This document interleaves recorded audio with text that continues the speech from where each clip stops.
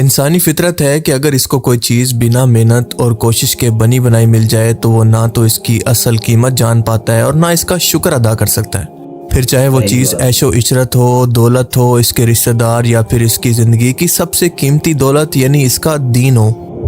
عرب کے سب سے امیر ترین لوگوں کے اندر ایک کہاوت مشہور ہے کہ وہ کہتے ہیں کہ میرے آبا و اجداد اونٹ چرایا کرتے تھے، ان کے پاس کوئی سرمایہ کوئی دولت نہیں تھی، لیکن آج ہمارے پاس اتنی دولت ہے کہ میری نسلیں بیٹھ کر کھا سکتی ہیں بنا کچھ کیے، اور ہم نے اس دولت کو حاصل کرنے کے لیے بہت محنت کی، پسینہ بہایا، ہمیں اس کی قدر ہے کہ پیسہ کتنی مشکل سے کمایا جاتا ہے۔ لیکن ہماری اگلی نسل کو کیونکہ سب کچھ مفت میں مل گیا تو وہ اس پیسے، عیش و عشرت کی قیمت اور محنت کا مطلب نہ کبھی جان سکتے تھے اور نہ کبھی جان پائیں گے، اسی لیے ہماری اگلی نسل پھر سے ہمارے دادا پردادا کی طرح اونٹ ہی چرائے گی۔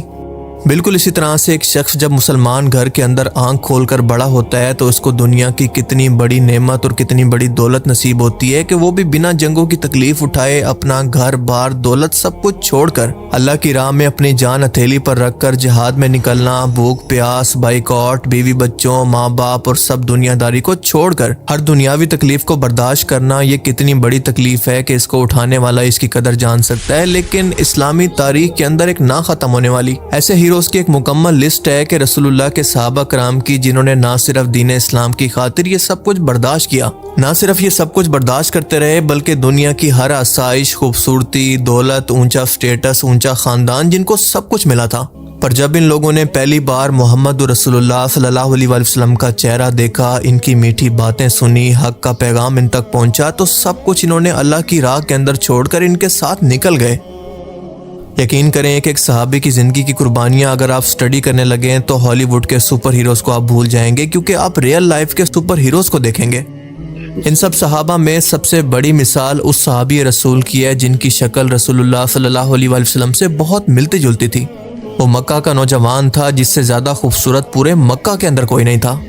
اس کی خوبصورتی اور اونچے خاندان کی لوگ مثالیں دیا کرتے تھے، اس کے پاس بے تحاشا دولت تھی، لیکن جب ان کی شہادت ہوئی تو اس حال کے اندر تھے کہ صحابہ کرام بھی ان کو دیکھ کر اپنا دکھ ضبط نہ کر پائے، ایون کہ رسول اللہ بھی ان کو دیکھ کر رو پڑے، کیونکہ اس دن ان کے کفن کے لیے ایک چادر دستیاب تھی، چہرہ ڈھانپتے تھے تو پاؤں ننگے ہوتے تھے، پاؤں ڈھانپتے تھے تو چہرہ ننگا ہوتا تھا۔ اور اس عظیم صحابی رسول کا نام ہے حضرت مصعب بن عمیر رضی اللہ تعالیٰ عنہ۔ حضرت مصعب بن عمیر کی پیدائش کا صحیح سال معلوم نہیں ہے، لیکن اکثر مورخین کے مطابق شہادت کے وقت ان کی عمر تقریباً 40 سال کے قریب تھی۔ وہ مکہ کے ایک انتہائی امیر گھر کے اندر پیدا ہوئے تھے اور ان کے گھر کی شان و شوکت، لباس، جوتے، خوشبو، سب کی لوگ مکہ کے اندر مثال دیا کرتے، یہاں تک کہ مکہ کے جن گلیوں سے آپ گزرا کرتے تھے تو کافی دیر تک خوشبو کی وجہ سے لوگوں کو پتہ چل جاتا کہ یہاں سے مصعب گزرے ہیں۔ یہ نہ صرف مکہ کا سب سے خوبصورت نوجوان تھا بلکہ انتہائی نرم دل بھی تھا، اور ان کی والدہ خناس بن مالک بن ربیہ بہت ہی سخت مزاج لیکن بہت ہی مالدار خاتون تھی، اور ان کے والد کا بچپن میں انتقال ہو گیا تھا۔ مصعب جب ریشم کے کپڑے پہنتے جو کہ شام سے سل کر آیا کرتے تھے، خوشبو لگاتے، نرم بستر پر سوتے اور والدہ ان کی ہر خواہش پوری کرتی۔ رسول اللہ صلی اللہ علیہ وسلم نے جب اعلان نبوت کیا اور لوگوں کو دین کی دعوت دی تو مصعب نے تجسس سے پوچھا کہ یہ شخص کون ہے، لوگ ان کے پاس کیوں چھپ چھپ کر جاتے ہیں، اور آخرکار اسی تجسس کے اندر ایک رات خود چھپ کر دار ارقم پہنچ گئے، جہاں پر رسول اللہ صلی اللہ علیہ وسلم صحابہ کرام کو قرآن سکھاتے اور دین کی دعوت دیتے۔ لیکن جیسے ہی انہوں نے یہاں پہنچ کر رسول اللہ کی آواز سنی تو ان کا دل کانپ گیا، آنکھیں فوراً بھر گئی اور فوراً سے کہنے لگے کہ میں گواہی دیتا ہوں کہ آپ اللہ کے سچے رسول ہیں۔ ان کا قبول اسلام مکہ کو ہلا دینے والا تھا، لیکن سب سے بڑا جھٹکا ان کی والدہ کو لگا، کیونکہ جب ان کو خبر ہوئی کہ مصعب نے اسلام قبول کر لیا ہے تو وہ کہنے لگی کہ یا تو اسلام چھوڑ دو یا پھر میرے گھر سے نکل جاؤ۔ ان کی والدہ کو لگا تھا کہ یہ تو نوجوان ہے، جذبات کے اندر یہ سب کچھ بول رہا ہے اور عیش و عشرت کا عادی ہے، اور جب اس پر بھوک و افلاس پڑے گی تو ان نعمتوں کی اس کو قدر ہوگی اور یہ واپس آ جائے گا۔ لیکن ان کو کہاں خبر تھی کہ مصعب اپنا جسم تو کیا بلکہ روح بھی اللہ کے نام پر رسول اللہ کو نیلام کر چکے ہیں۔ مصعب نے جواب دیا کہ امی میں آپ سے محبت کرتا ہوں لیکن رسول اللہ کو نہیں چھوڑ سکتا۔ ماں نے یہ جواب سنا تو ان کو نظر بند کر دیا کہ چلو آنکھوں کے سامنے تو رہے گا، چاہے قید کے اندر ہی صحیح، لیکن اس دوران ان سے سب کچھ چھین لیا، یعنی ان کے کپڑے، ان کی آسائشات، کچھ بھی نہیں چھوڑا۔ لیکن آخرکار وہ موقع دیکھ کر بھاگ نکلے اور حبشہ یعنی ایتھوپیا کی ہجرت کے اندر شامل ہو گئے۔ اس دوران ان کے جسم پر کھردرا کپڑا تھا اور چہرے پر تھکن تھی، اور لوگ حیران تھے ان کو دیکھ کر کہ کیا یہ وہی مصعب ہے جس کو ریشم کے کپڑوں اور قیمتی سواری کی عادت تھی۔ کافی صحابہ نے تو اس حالت کے اندر ان کو پہچانا تک نہیں، لیکن ان کی آنکھوں کے اندر ایمان کی چمک پہلے سے بہت زیادہ تھی۔ جب مدینہ کے لوگوں نے اسلام قبول کیا تو رسول اللہ صلی اللہ علیہ وسلم نے مصعب بن عمیر کو اپنا سفیر بنا کر مدینہ کے اندر بھیجا کہ یہ ان لوگوں کو قرآن سکھائیں۔ قبیلہ اوس کے سردار سعد بن معاذ رضی اللہ تعالیٰ عنہ نے جب یہ دیکھا تو نیزہ لے کر ان کے سامنے آئے کہ تم ہمارے کمزور لوگوں کو گمراہ کرنے یہاں پر کیوں آئے ہو؟ مصعب نے یہ سن کر انتہائی تحمل سے جواب دیا کہ بیٹھ جائیں، میری بات سنیں، اگر آپ کو میری بات پسند نہ آئے تو میں یہاں سے چلا جاؤں گا۔ اور پھر اس کے بعد ان کے سامنے سورہ طٰہٰ کی آیات تلاوت کی تو ان کے آنسو جاری ہو گئے اور وہ فوراً ایمان لے آئے۔ یعنی آپ کہہ سکتے ہیں کہ مدینہ کے لوگوں کو اسلام کی پہچان کروانے والے اور ان کی تربیت کرنے والے دراصل مصعب بن عمیر ہی تھے۔ اور پھر اس کے بعد آتا ہے غزوہ احد کا دن، جب مصعب بن عمیر کے ہاتھ میں رسول اللہ نے جنگ کا جھنڈا پکڑایا۔ تاریخی روایات کے مطابق ان کی شکل و قامت کیونکہ نبی کریم صلی اللہ علیہ وسلم سے خاصی ملتی جلتی تھی، خاص طور پر ان کی قد و قامت اور چال ڈھال، خاص طور پر جب کوئی شخص دور سے دیکھے تو پہچاننا کافی مشکل ہوتا تھا۔ اسی وجہ سے غزوہ احد کے اندر جب وہ رسول اللہ صلی اللہ علیہ وسلم کا جھنڈا اٹھائے ہوئے تھے تو دشمن کی توجہ جھنڈے والے کے اوپر تھی، تو بہت سے کفار نے ان کو نبی کریم صلی اللہ علیہ وسلم سمجھ لیا اور سب سے پہلے ان کو شہید کرنے کی کوشش کی، کیونکہ اس وقت عربوں کے اندر یہ قانون تھا کہ اگر کسی فوج کے کمانڈر کو مار دیا جائے تو اس کے سپاہی آٹومیٹکلی ہتھیار ڈال دیا کرتے، اور اسی لیے کفار کا مقصد کیونکہ نبی کریم صلی اللہ علیہ وسلم کو شہید کرنا تھا تو سب سے زیادہ شدت سے حملہ مصعب کے اوپر ہوا۔ مصعب نے جھنڈا پکڑ کر نبی کریم صلی اللہ علیہ وسلم کو پروٹیکٹ کرنے کی کوشش کی تو اس دوران ان کے جسم پر تیر، تلواریں، نیزے سب برستے رہے۔ جسم کا ایک ایک انگ کٹ کر ہاتھ سے الگ ہو گیا۔ پہلے ایک ہاتھ کٹ گیا، اس کے بعد دوسرا ہاتھ، پھر بازو، اور اس کے بعد دونوں بازو کٹ گئے، لیکن انہوں نے جھنڈا نہیں گرنے دیا اور وہ ایک ہی لفظ کہتے رہے کہ محمد صرف ایک رسول ہیں، اور آخر کار شہید ہو گئے۔ اور اس حال میں شہید ہوئے کہ ان کے دونوں بازو نہیں تھے، چہرے پر زخم تھے، جسم خون کے اندر ڈوبا ہوا تھا، اور ان کی شکل کیونکہ نبی کریم صلی اللہ علیہ وسلم سے ملتی تھی تو دشمن نے چیخ کر کہا، ہم نے محمد کو قتل کر دیا، ہم نے محمد کو قتل کر دیا۔ اور اسی اعلان کی وجہ سے مسلمانوں کی صفوں کے اندر وقتی طور پر انتشار پھیلا اور وہ میدان چھوڑ کر بھاگنے لگے کہ اب لڑیں تو کس کے لیے لڑیں۔ یعنی کچھ لوگ گھبرا گئے، ان کا مقصد یہ ہرگز نہیں تھا کہ ہم نبی کریم صلی اللہ علیہ وسلم کو اکیلا چھوڑ کر جائیں، اور ظاہر ہے یہ سب کچھ غلط فہمی کا نتیجہ تھا۔ یہی وہ لمحہ تھا جس پر قرآن کریم کی آیات یعنی سورہ آل عمران کی آیات نازل ہوئی کہ محمد صلی اللہ علیہ وسلم تو صرف رسول ہیں، ان سے پہلے بھی رسول گزر چکے ہیں، تو کیا اگر یہ وفات پا جائیں یا شہید کر دیے جائیں تو کیا تم الٹے پاؤں پھر جاؤ گے؟ اور جو پھرے گا وہ اللہ کا کچھ نہیں بگاڑے گا اور اللہ شکر گزاروں کو بدلہ دے گا۔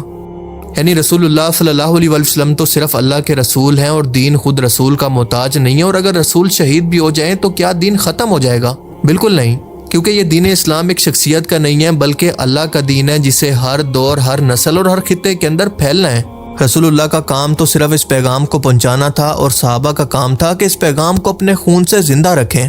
اور اسی لیے احد کے میدان کے اندر جب ایک طرف یہ افواہ پھیلی اور کچھ قدم ڈگمگائے تو دوسری طرف مصعب بن عمیر جیسے جانثار بھی کھڑے رہے، جنہوں نے اپنے جسم کے ٹکڑے کٹوا دیے لیکن یہ پیغام زندہ رکھا کہ محمد اللہ کے رسول ہیں اور اللہ کا دین محمد کے بعد بھی باقی رہے گا۔ مصعب جب شہید ہوئے تو رسول اللہ صلی اللہ علیہ وسلم ان کے پاس آئے تو ان کے پھٹے پرانے کپڑے دیکھے اور ان کی حالت کو دیکھ کر آپ کے آنسو آ گئے، کیونکہ اسلام اس وقت مفلسی کی حالت کے اندر تھا۔ ان کے پاس اتنے وسائل بھی نہیں تھے کہ لوگوں کو کفن بھی دے سکتے۔ مصعب کے لیے صرف ایک کفن کی چادر تھی، اگر اس چادر سے سر ڈھانپتے تو پاؤں کھل جاتے، اگر پاؤں ڈھانپتے تو سر کھل جاتا۔ آخر کار سر ڈھانپ کر پاؤں پر گاف ڈال دی گئی۔ رسول اللہ صلی اللہ علیہ وسلم نے فرمایا کہ میں نے مصعب سے زیادہ کسی کو ناز و نعمت کے اندر نہیں دیکھا، اور آج وہ اللہ کی راہ کے اندر اس حال میں پڑا ہوا ہے۔ اور آج ہمارے مسلمانوں کی حالت یہ ہے کہ اسلام کی خاطر قربانیاں دینا تو دور کی بات، اپنی ایک آسائش کو چھوڑنے کا سوچ بھی نہیں سکتے، اور زیادہ تر لوگوں کو شاید مصعب بن عمیر کی قربانی کے بارے میں تو دور کی بات، ان کا نام تک نہیں پتا ہوگا۔ مصعب بن عمیر کی زندگی یہ بتاتی ہے کہ ایمان کبھی کبھی سب کچھ چھین لیتا ہے لیکن بدلے کے اندر سب کچھ دے دیتا ہے۔ دین کے لیے قربانی دینا صرف دعوت دینا نہیں ہے بلکہ کھانا پینا چھوڑ دینا، کبھی کبھار رشتے، آرام، خواہشیں بھی اللہ کی راہ میں چھوڑنی پڑتی ہیں۔ اللہ کے دین کو امیری یا پھر دولت کی نہیں بلکہ سچائی اور درد چاہیے۔ دین کے لیے درد اٹھانا اور اس کے بعد اس کا صلہ اللہ کے حوالے کر دینا، کیونکہ غزوہ احد کے اندر ایسے بہت سارے مصعب جیسے نوجوان تھے جنہوں نے اسلام کے عروج کا ٹائم کبھی نہیں دیکھا، اور مصعب بن عمیر اپنی زندگی کو مثال بنا کر آنے والی نوجوان نسل کو یہ پیغام دے گئے ہیں، ان کو سوچنے پر مجبور کر گئے ہیں کہ اگر ایک نوجوان پورے مدینہ شہر کو بدل سکتا ہے تو میں اور آپ اپنی زندگی کو کیوں نہیں بدل سکتے؟ ذرا سوچئے گا ضرور۔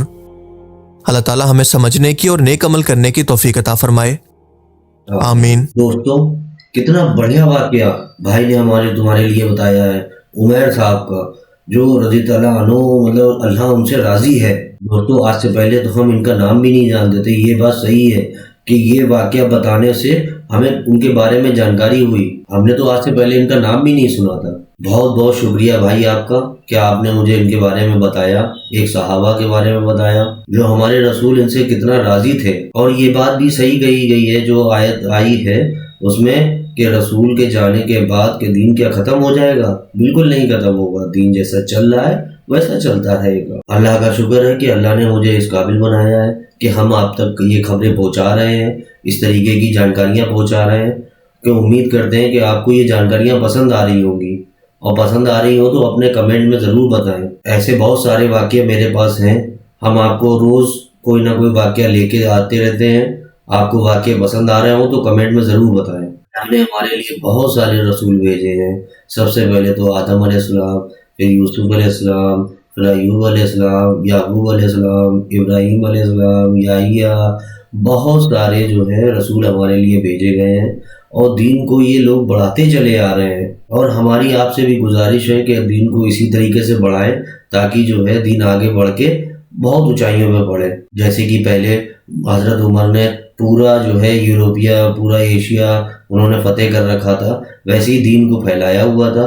वैसे ही हम लोग भी चाहते हैं कि जो आने वाला समय है उसमें दीन का बोलबाला हो। दोस्तों, हमारी आपसे इल्तिजा है कि आप सही रास्ते पे चलें और हम भी सही रास्ते पे चलें, और अपने दोस्तों को भी समझाएं कि सही रास्ते पे चलें, नमाज पढ़ें। हम ऐसी वीडियो लाते रहते हैं। आपको अगर वीडियो पसंद आई हो तो वीडियो को लाइक करें, चैनल को सब्सक्राइब करें। और हमारी वीडियो रोज़ शाम को आती है, रोज़ शाम को 6 बजे वीडियो हमारी आती है।